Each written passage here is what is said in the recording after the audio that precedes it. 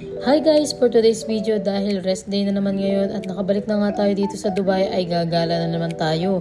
Naisipan nga namin magpunta dito sa isa sa mga pinupuntahan din na park. Dito nga to sa Sharjah, at para maiba naman ang aming puntahan ay naisipan namin magpunta dito sa Wasit Wetland Center.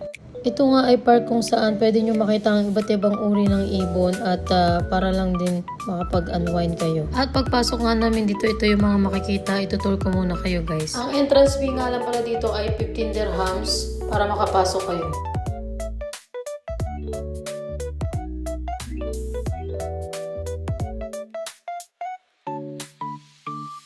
At ito na nga yung kanilang indoor aviary display. So makikita dito yung iba't ibang klaseng mga ibon.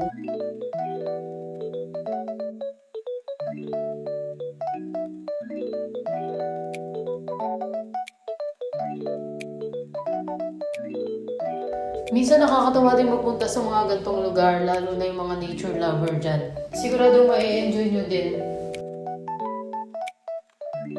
At dahil natuwa nga ako sa ibon na to, dahil para siyang manok na pang tinola, kaya yan, nilalaro-laro ko siya dyan.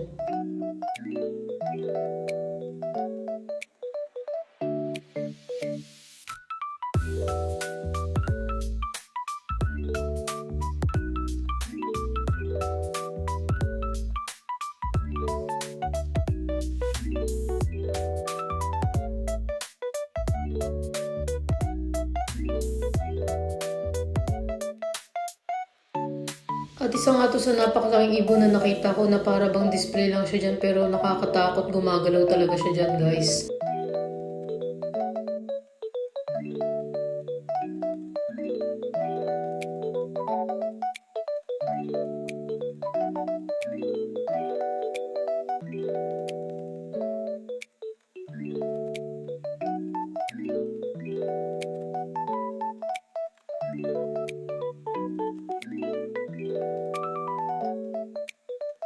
At pagkatapos nga dun sa indoor ay meron din silang outdoor na pwede niyong puntahan, kaya pagkatapos ay lumabas na din kami. At may sasakyan kami para makapag-tour din kami sa labas.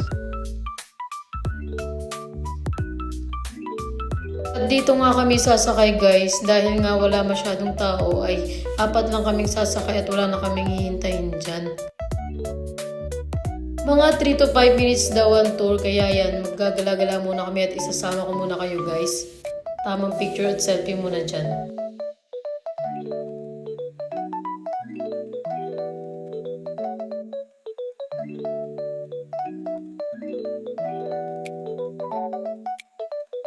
Pagpasok pa nga lang namin dito ay may deer daw dyan, pero hindi ko siya nakakita. Nagtatago ata dyan sa damo na yan. Pagkatapos ay nagdire-diretso nga lang din kami dito. Napakasarap ng hangin dahil nga winter na dito sa Dubai. Maganda nang puntahan yung mga ganitong lugar.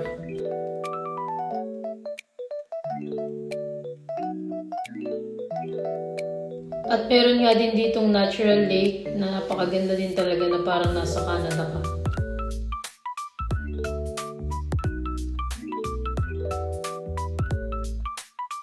At syempre meron din ditong spot na pwede nyong pagpicturean or mag-video kayo dyan. At pagkatapos nga ay dumiretso naman kami dito sa Sharjah Corniche para naman kumain dito sa Chinese restaurant Golden Dragon.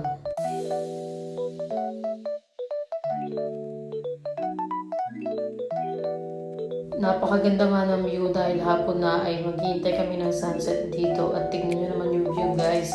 Napakakonti ng tao. At syempre o-order na muna kami dito dahil napakalamig nga sa labas, ay naisipan namin dito na lang sa loob mag-dine in.